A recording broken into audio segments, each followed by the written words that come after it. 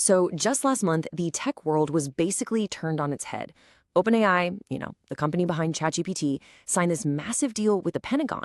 And the fallout, well, it was immediate, it was explosive, and it launched this huge user rebellion that people are calling the Quit GPT movement. Today, we're going to dig into how this one single deal started a massive firestorm about the entire future of AI ethics. It really all comes down to this one question that was suddenly everywhere. I mean, one minute, ChatGPT is the undisputed king of AI, right? And the next, there's this huge, coordinated movement to just abandon it. So what on earth happened? Well, the answer really starts with this number, $2.5 million. That's how many people pledged to unsubscribe from all of OpenAI's services, according to the main boycott website, QuitGPT. And let's be clear, this was not just a handful of angry posts on social media. No, this was a massive, organized user revolt that was about to have some very real consequences. And boy, did those consequences hit fast.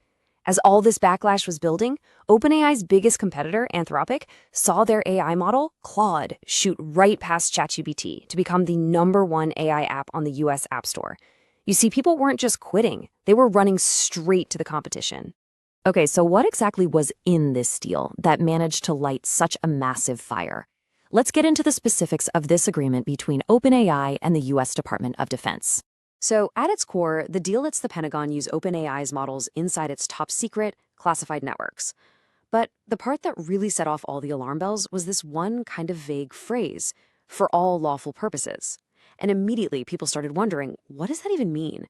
Does it mean mass surveillance? Does it mean autonomous weapons? The speculation just ran wild. But here's the kicker.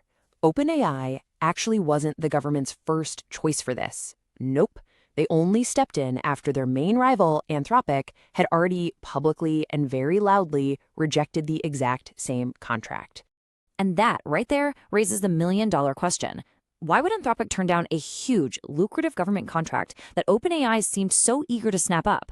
Well, it all boiled down to a fundamental clash over ethics. Anthropic's CEO, Dario Amodei, he put out this statement that made it absolutely crystal clear. He said his company could not, in good conscience, agree to what the Pentagon was asking. I mean, that is a bold public stand to take on principle. And when you put the two companies' positions side by side, they just couldn't be more different. Anthropic said the government wanted them to remove key safety guardrails, which could lead to mass surveillance that was, in their words, incompatible with democratic values. They also said their AI just wasn't reliable enough for something as serious as autonomous weapons. OpenAI, on the other hand, took the deal, arguing that it had strong protections and these clear red lines in the contract to prevent those exact things from happening. But taking that principled stand, it came at a huge cost for Anthropic. The government's reaction was swift and it was harsh.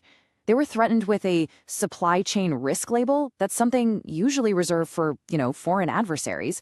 President Trump publicly called them left-wing nut jobs, and then he ordered all federal agencies to completely stop using their tech. The stakes, they couldn't have been higher.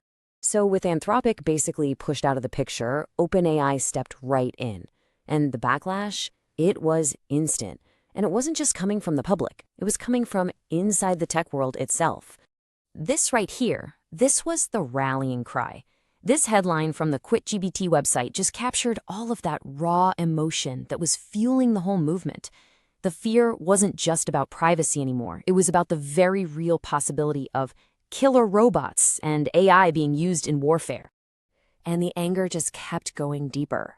Yeah, the boycotters were worried about mass surveillance, but they also pointed to reports of big political donations from OpenAI's leadership to MAGA Inc., a major Trump fundraising committee.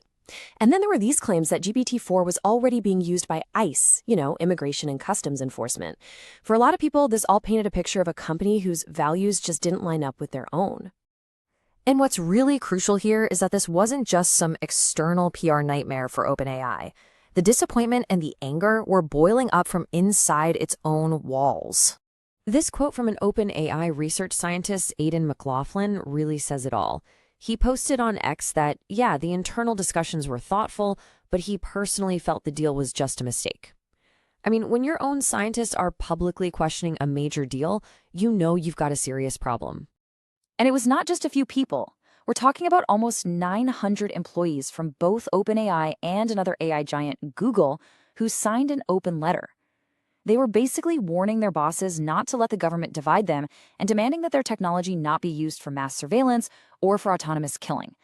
So with users leaving in droves and its own employees in open rebellion, OpenAI had to do something, and fast. And that brings us to the climax of this whole story, the company's desperate attempt to do some damage control and try to win back trust. What happened next was actually a pretty rare moment of honesty from a big CEO. In a message to his employees, Sam Altman straight up admitted that the deal was rushed and that it looked opportunistic and sloppy. He basically owned up to the fact that they had totally failed to communicate clearly on a really complicated issue. Okay, so admitting the mistake was step one, but then came a whole series of real, concrete actions. OpenAI announced it was officially amending the Pentagon contract. It would now explicitly forbid its use for domestic mass surveillance and completely bar agencies like the NSA from using it. They were directly addressing the biggest fears of their users and their employees. And all of this, it brings us to one final huge question. This whole saga, from Anthropic saying no to the massive user boycott to OpenAI's reversal, it forces us to ask something pretty fundamental. As AI gets more powerful and more tied up in national security, who gets to draw the ethical red lines? Is it the companies that build the tech? Is it the governments who want to use it? Or is it us, the public? The Quit GPT movement showed that users are demanding a voice. And for now, it really seems like they've been heard.